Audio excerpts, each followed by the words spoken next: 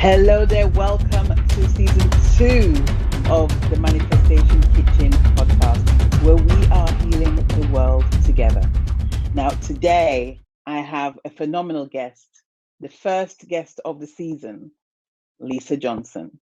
Now, Lisa is a multi-seven-figure business strategist, and she helps people to make a living from their passion by encouraging them to have passive incomes.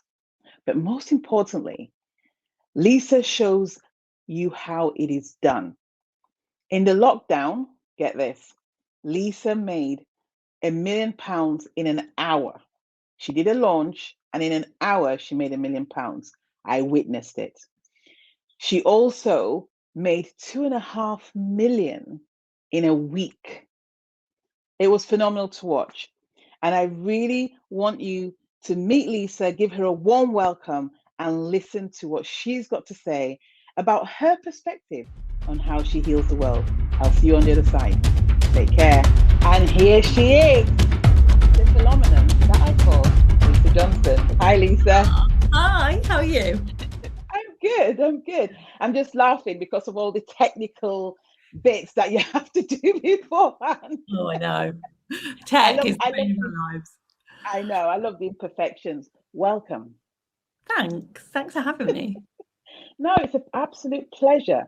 So I'm going to tell the audience why I brought you in, because anybody that's listened to the podcast before, it's literally called Healing the World Together.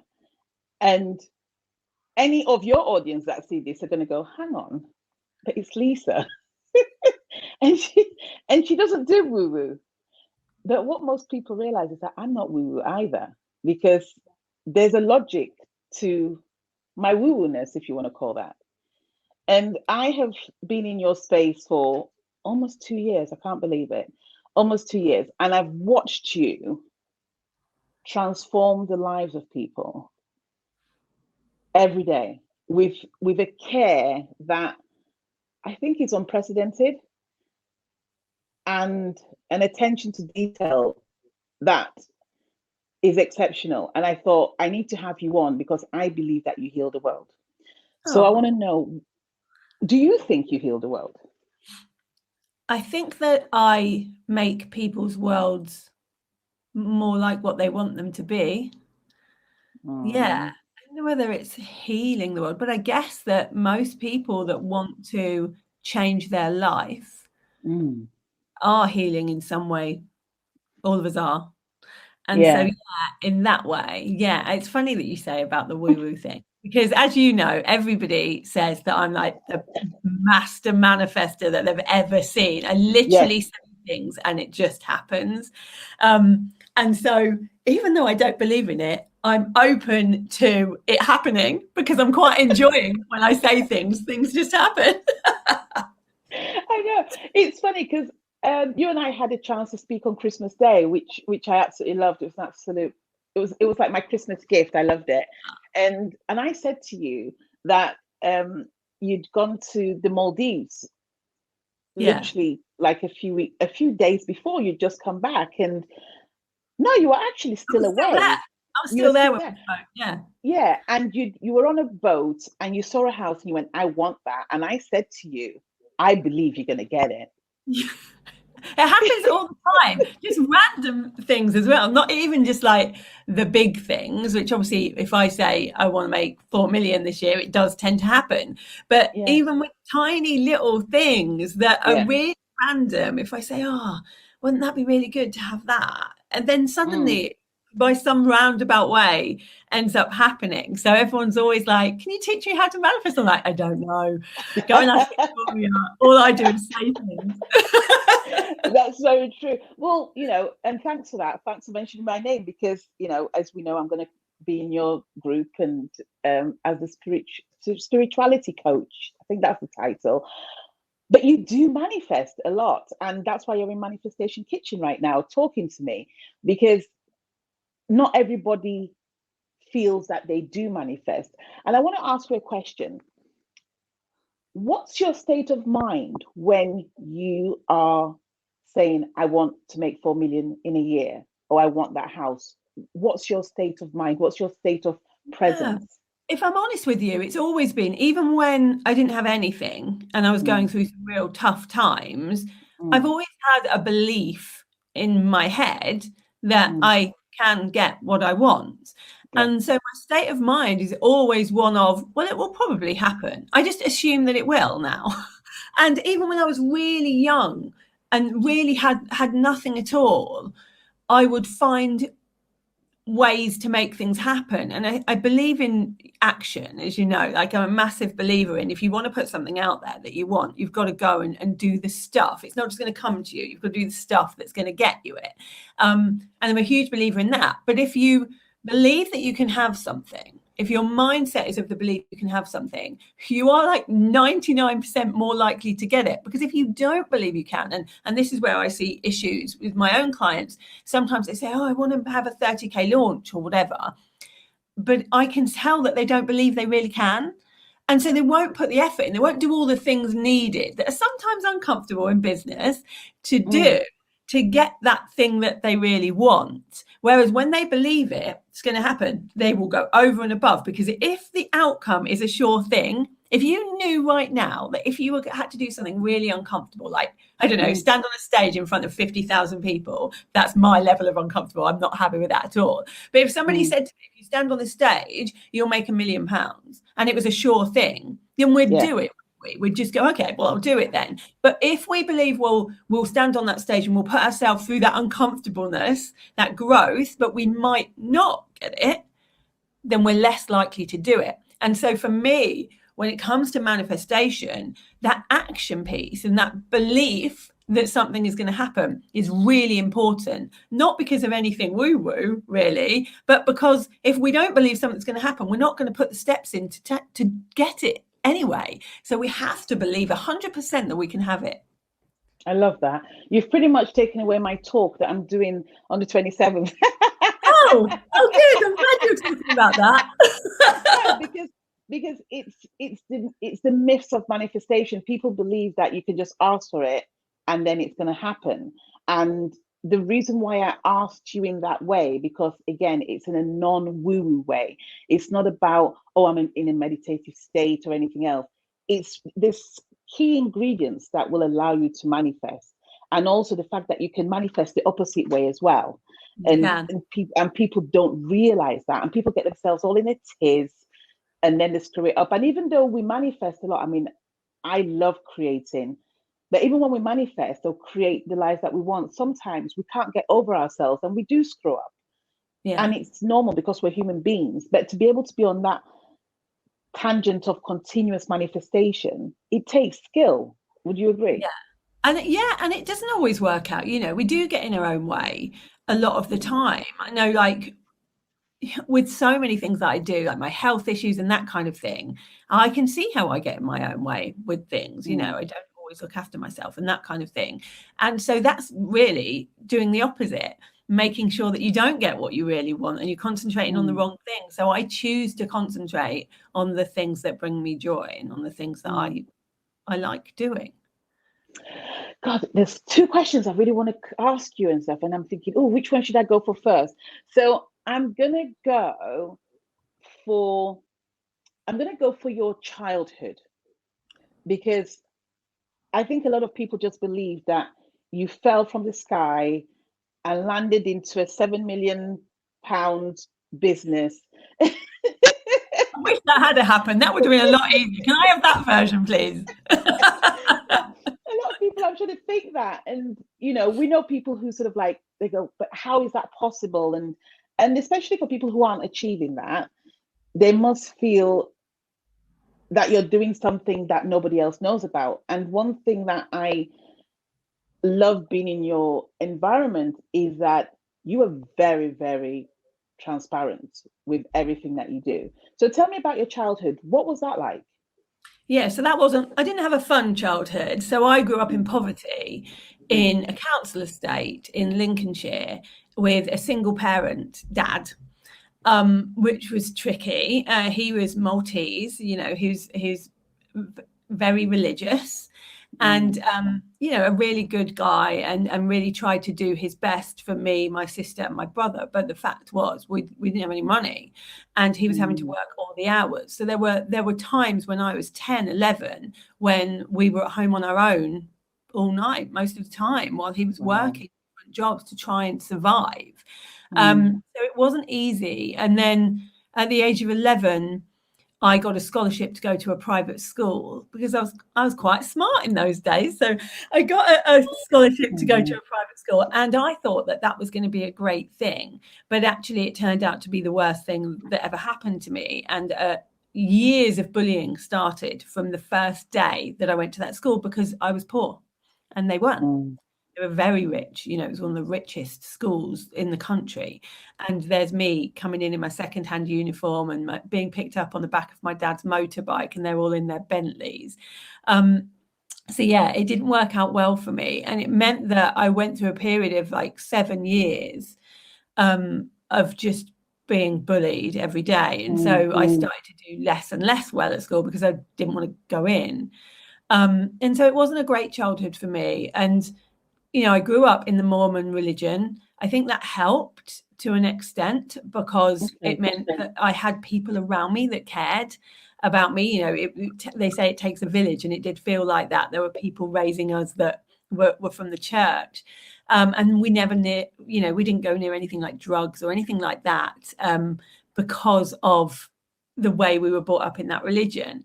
But it also meant that I had a skewed belief system, because I'd never known anything different. It was just, this is the way it is. And so when I got to like 18, well, at 16, I had a really traumatic experience where a pupil had a knife to my throat.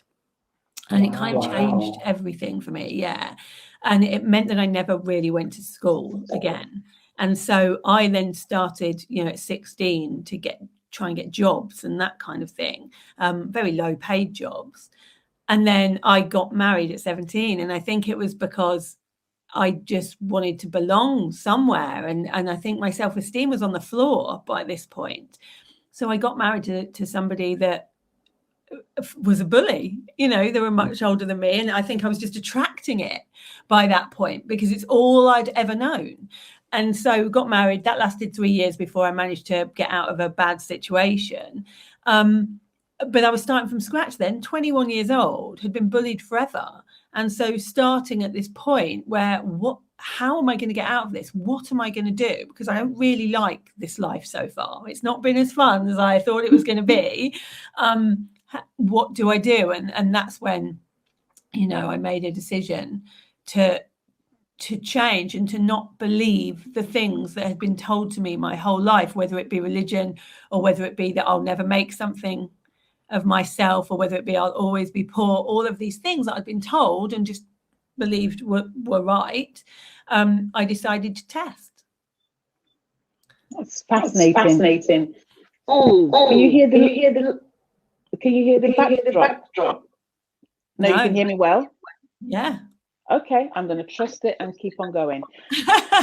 This is I love my podcast because I'm very real. I'm just like, if we're hearing the backdrops, then we'll just make it work. But I'm glad that it's adjusted itself now. It's fascinating that you're telling me this story because I haven't heard this story before, and it explains even more why you create sustainable groups. Yes. And I've actually, funny enough, I interview very seamlessly. So I've got no paper, nothing. Whatever comes through, comes through. So you're going to have to bear with me, because as I'm listening to you, I'm picturing your groups and how you look after us and the care that you use, and also the boundaries that you've created and everything else. And you telling me that story, or telling us that story, really lends itself to what you have created, because there's a reason why you've done it. You want to make sure that nobody ever goes through what you've gone through. Exactly that. I think that when you go through adversity as a child, you make sure that nobody else feels the way you did. And I think I spent my entire adult life doing that and just repeating that pattern of doing that. But that, you know, it's meant that I can't look back on my childhood and regret any of it and wish it hadn't happened, because I would not be where I am now without that childhood. I wouldn't be helping the people like I'm helping people without that happening to me. You know, so many things have happened to me in my life that when I look back, I go, I can see why that needed to happen for me to be able to help these people. For instance, when I was 21, I got my first job. And because I was attracting bullies all the time, I did exactly the same thing again. And there was a group of girls. And by this time, you know, I was terrified of girls by this point because of everything that happened to me. So I wouldn't even look up. Like, I wouldn't look people in the face. I was that scared. And so this group of women in this office, they're all in their young 20s, just assumed that I thought I was, you know, all that and too good for them. And actually it wasn't. It was just complete fear. And so I started being bullied again. And I eventually got sacked from that job because my boss said, I can't sack the whole workforce and I'm worried for your safety. And so sacked me. That made me do a law degree, which now helps me with so many things in business. There's so many things that happened that I would have thought were awful things. But we can decide in life whether we're going to see things as a bad thing that happened to us, or whether we see it for what it is, which is usually a lesson we needed to be able to do something later in life. And all of the bad things that have happened to me have led me right here. I love it. You do know that the woo-woo police are going to come and try and recruit you again, right? Because you're saying... I get this a lot. You know, they're going to come and look for you again because you're saying everything that aligns with, you know, whatever universal laws are out there. And the fact that you've appreciated what happened to you rather than sit in a whole mess and regret it, which is what happens a lot. And it's not a criticism for anybody out there who's had a tough time. It takes a lot of strength to be able to go, do you know what? I'm glad I got bullied. Not because I enjoyed it, but because it has served a greater purpose. Much bigger purpose. I now am an ambassador for a brilliant charity called Bullies Out. And we do a lot of work there to help, you know, people who are bullied and people who are bullies. And that wouldn't happen. You know, I wouldn't be in that world if it wasn't for what had happened to me. I love it. I love it. So before we started, I was deciding whether I'm going to do this before or after your festival. And I've decided that I'm actually going to do it before your festival, because I believe that people who are going to come in to that festival and eventually go into your new group or your new named group need to hear this. And I think it's a great induction bonus for them to come in, because what you're setting out are key laws to getting what you want, to getting what you desire. I love the fact that you turn around and go, I want to make 2.5 million for this launch. And you did it. And I was there when you made the £1 million in an hour. Yeah. And I was just like going, oh my God, it's happening. So was I. These things shock me as much as they shock anyone else every single time. Everyone's like, oh, did you expect that to happen? I never expect these things to happen. I kind of do. I kind of hope for them. But, you know, sometimes it does. And that doesn't mean it always works out. I've had launches that have failed. I've had things that haven't worked out too. But it's how you decide to look at that. You know, when we've had things that haven't worked out, then we go, oh, let's have a look and see what the lesson is in there. What did we need to do differently? What's the lesson that we can teach our clients because this didn't work? You know, I lost £27,000 to a Facebook ads manager in the first year of my business. That was a massive loss, but it really has made me be able to help my clients with due diligence. And you know, we decide that things are bad, or we decide that they're not. It's up to us. It's in our head, isn't it? Before we talk about the festival, I was in, I've forgotten her name now. Her name begins with a K. She runs a Facebook group. She's like a Facebook expert. And I was in her group earlier on, and she was talking about you and in your early days when you did some stuff on Facebook, or you would post offers on your group and nobody would really bite at it. And I think it's a really good message for people who are trying to stay safe and try not to make mistakes. And because if you don't make mistakes, you're not going to learn. A lot of what you are doing, you're basing it on what you've experienced, what you've learned from to be able to do better. What have you got to say to that? Yeah, I feel like my whole business is an experiment. Like when I see things with curiosity, my whole business being a test, then it's a lot more fun. So, when we did that launch during the pandemic happened in April and we were supposed to launch in May. And we're like, what are we going to do? Like everybody's saying that no one's buying. And so instead of kind of going, oh, well, we won't do it, we said, well, this would be a great time to do an affiliate launch because if everything goes wrong, we can go pandemic. Wasn't our fault, it's the pandemic. So like it's all just a big experiment. And then that went so right. And maybe we wouldn't have done it if we didn't dare experiment. And I think that everything should be about that, so that when things fail, you go, okay, so be curious. Why did that happen? What could we change next time? And don't put so much pressure on everything. Like there's so much pressure to get to 10K months, 6 figures, 7 figures, and it's all a load of crap. We don't have to do that. We can decide that we will play. We will experiment, we will play, and we will keep it fun. And if things don't work, we will work out why, and then we will tweak it and try again until something works. See, I love what you've just said. You've mentioned one of my favorite words that a lot of us don't do because we take things too seriously, and that is play. Playing, when you connect to your childhood, be playing, things go a lot more smoother because you're playing, you're having fun, you're not taking life so seriously, which means all those feelings of dread that tend to dilute your essence aren't there. No, and we give ourselves those feelings of dread. We decide to put that pressure on ourselves. And yes, sometimes we need the money for something, whether it's to pay the mortgage. When I first started out, I had twins, and I was a single parent, and I had to find a way to pay the mortgage. And then there is a little bit of pressure there, but you've got to try to change your mindset to, everyone can make money. We just need to find the right way of doing it and the right avenue for us. It's not cookie cutter. It's always going to be a bit different. It's going to be harder for some people because we don't all start at the same place. So, but it can always be done. But it's much harder if you put all this pressure on yourself. You've got money mindset issues. You're desperate. That comes across, that energy. You can feel it. Whereas when you're just more relaxed about things, it does have a different energy to it. Yeah. So I will talk about the festival, but I've got other questions coming up as well. So first things first, I am definitely going to nick the cookie cutter thing. I saw it on your post the other day and I was like, so taking that. I love the analogy around that. But also one of the things that you have done is you've transformed people's lives. I know people that were on your affiliate program in the last launch. And I remember somebody saying to me, I have managed to make enough money as an affiliate so that I don't have to worry about my finances for the next couple of months.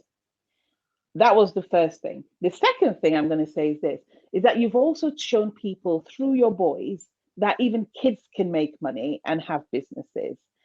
And to me, you're not just healing the women and men that are in your world, you're healing their families as well.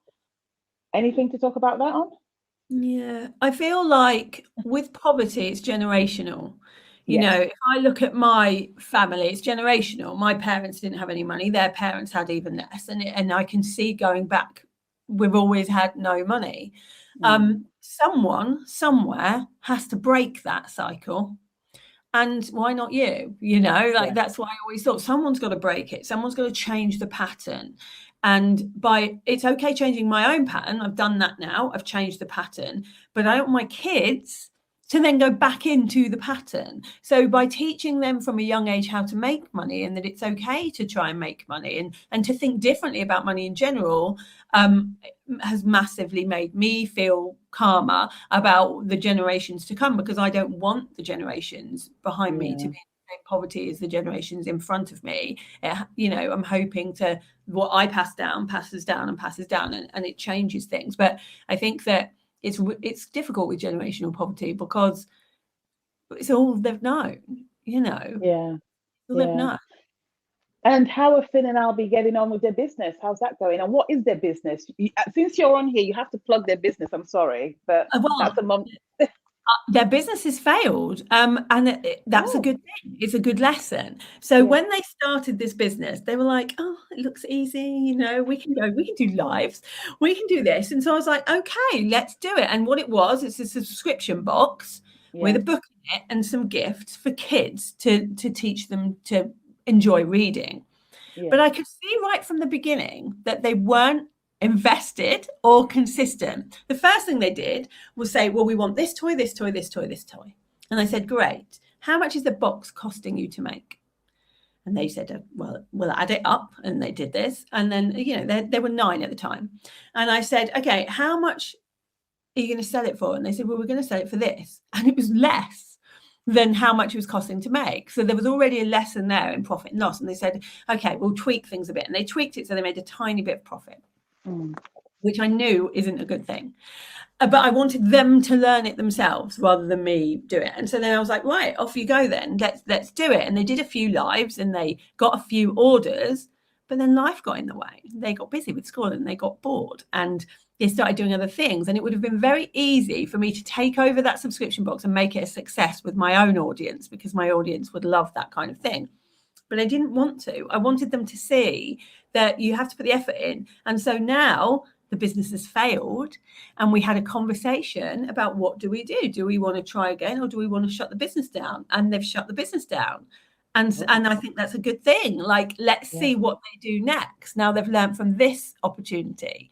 And that's how I'm always going to do it. I'm never going to just let them off easy because they need to learn like I learned. You see, this is what I'm loving about this conversation, is that you're just leading into every segue that I wanted to go into, which is about integrity. You could have easily done all of that for them, made easily another few million quid, and passed it on as their success. You could have easily have done that, and you didn't. But what does that teach them? That teaches them that someone will come in and save them if they don't want to do the work. No one's going to save you if you don't want to do the work. I'm laughing because it's like nobody can expect special treatment, because your own flesh and blood, you've just taught them a huge lesson, which means any client that comes to you needs to expect the same kind of treatment, which is, I'm going to lead you up to a certain extent, but you have to put the work in. That's incredible. Well, I can't wait to see what they come up with. So tell me about the festival. I'm so excited about it. I can't tell you. I'm excited about it. I haven't been as excited about something for a long time. And I think it's because, I've had this membership for 5 years, and GSD, the Get Shit Done Club. And I whisper the bad word. And it's been great, but it's never felt inclusive. I've never felt that it's truly inclusive. I felt that it is inclusive to all women, but that's not inclusive. By not having men in there, I've always felt a little bit weird about it. It's never really felt, it's always felt a bit like me, but it's not everything I've ever wanted it to be. And it's been something that has generated a lot of money and has done a lot of good. But I've always known in the back of my head that if I could start again, I would do things a bit differently. And I always like to do things a bit differently. And so we're changing the membership. So the membership's new name is You Can Sit With Us. And the reason for that, again, going back to my childhood, like you said, it all comes from there, is because I was told by a group in my first week of school. I went to school, the secondary school that I got the scholarship to, and I sat with the only other girl from my primary school that I knew. And we hadn't been friends, really. She was very, very rich and from a different world than me. And, she was paying to go there. But I sat on the same table as her because that's what kids do when they don't know anyone else. And 4 weeks later, it had become very apparent that I was the person that was not going to be popular in the class. And she was one of the most popular kids. And she said, how are you even sitting here, Lisa? You can't really sit with us. You're not one of us. And it stayed with me for years, that I never felt like I could have a seat at the table. I never felt like I was good enough in any room to pull up a seat and be the same as everybody else.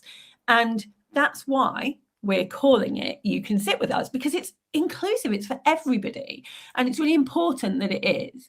And so what we're doing is we're having this festival to kind of just show a little bit of what's going to happen on the inside of the membership. So we've got 3 stages. We've got the implementation stage, where we'll be doing things like brand reviews, Instagram reviews, so that people can see how things are done and they can do it to themselves and implement themselves. We're having an education stage with amazing people like you to be able to teach like 30-minute slots on something that's really important, and the kind of things that you and my other associate coaches teach in the membership. And then we have the entertainment stage, because we believe that business should be fun. And so, you know, we're going to have a family pub quiz online that everyone can come to. And my husband, Sam, is going to be like the person doing the questions for that. We're going to be learning different things on the entertainment stage that are fun. And we're going to do some tarot and some things like that. It's going to be really good fun. So it's all just based around all of the things that are genuine in the membership. And I just want it to be fun. And I want people that can't afford to come into the membership to be able to have 2 days where they can connect with loads of other people and get the most out of it that they can, and just learn as much as they can to go off and then be able to make the money to be able to afford things that they want to do. Ooh, is Sam going to play? He probably will. You know him and his guitar. He always rocks up with his guitar. I want to see Sam play. It's like, I've read all about him and stuff, about his love for music. I'm like, you've got to get Sam to play. Oh, we did last time. So we had, during lockdown, we had 3 pub quizzes, and Sam played music during it every time. Yeah, so I'm sure. I think it's just before I joined you, because I think one of the reasons why I joined you was, one, because I'd seen somebody do really well in her business, and I was like, wow, this girl is doing amazing. I want to see what she's doing and who's behind that.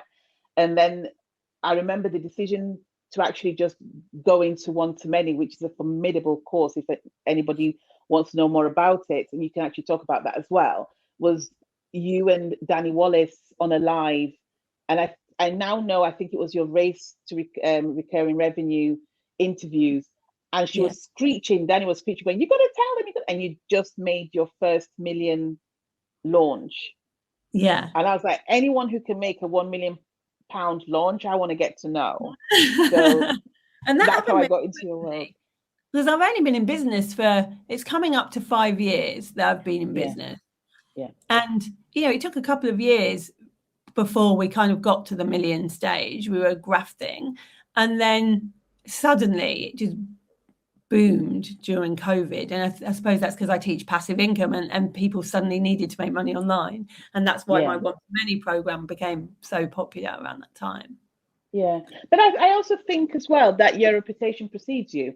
People do talk about you a lot, and especially people in your tribe, in your environment, whatever we want to call it.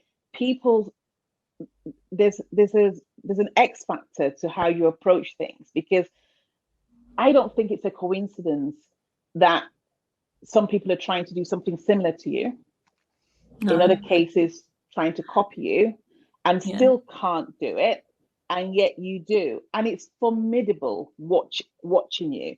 It's formidable watching your relationship with Zoe and what you create. I mean, I've already, you know, I'm the owner, I'm the co-founder of Lizo, by the way. And which I love that you gave us a name. You gave us a name and it stuck. And it stuck. Well, I just think that, you know, you two as a team, it's a testament to what trust, what good thinking can do, and also how to really hone in on your skills, because it's quite different. It's very, you couldn't be any more different, and yet it works. But that's why she's my ops manager, because when I was looking, people generally, when they look for their member of staff, they look for people that are the same as them. And actually, they should be looking for the complete opposite of them. Yeah, completely. See, in the corporate world, I have, you know, I've always hired people, whether it's for the Olympics, the MP's expenses, I've always hired people who I believe have better skills or more skills than I have. So they make me look good, if that Yeah, makes sense. And I exactly. tell them, I say to them, look, you're going to make me look good, but I need you to do all the things that I can't do because I truly can't, or I don't enjoy doing. Yeah. And I think it's important, but also to encourage them. I know that you've just announced that you and your team are just going to be doing 4-day weeks, which I love, Trying to get to it by March. by March. And do you want to just, again, I come back to the healing because maybe you've not thought about it, maybe you have. But to me, giving people an extra day, an extra 24 hours to do what they like, and how that affects their families. That's how it affects their loved ones, and how it also gives them the permission to do whatever they want is a healing on its own. Did you think about that? Yeah, the reason that I did it was because over the last 5 years, yes, we've made a lot of money, but I've also learned a lot of lessons. And one Mm, of those lessons is that work can't be everything. yeah. And in our, in business, we kind of make it everything. It's hard not to when you Mm, love what you do, but it mm, shouldn't be everything. And yeah. I feel like we can very easily make more money and do more and be more. And I have an amazing team around me that could also do those things, and they willingly would do those things because they love doing that kind of work. They're doing the things at their zone of genius. But I Mm, don't think that's healthy. Like, the first thing we did was we told everybody they could have as many holidays as they wanted and they would still get paid. I don't care if they take 6 months off, they'll still get paid. As long as the job is done, I don't mm. care. No one took any holiday. Like, no one did. So I was like, well, that's not worked.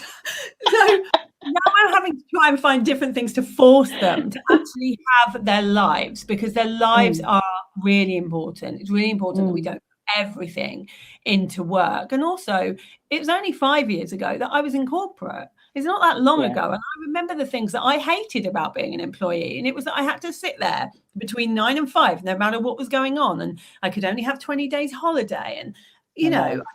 I was Yeah. living for a weekend, and I don't want my employees to feel like that. I want my employees to feel that balance, the real balance, and to really enjoy coming into their job because they've had time off, Yeah. and to be rewarded for what they do through bonuses and that kind of thing.